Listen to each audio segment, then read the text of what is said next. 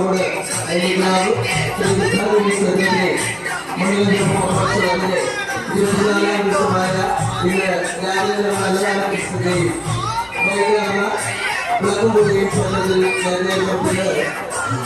ക്ഷേത്രാസനത്തിൽ നിന്നും ശബരിമല തീർത്ഥാടനത്തിന് പോകുക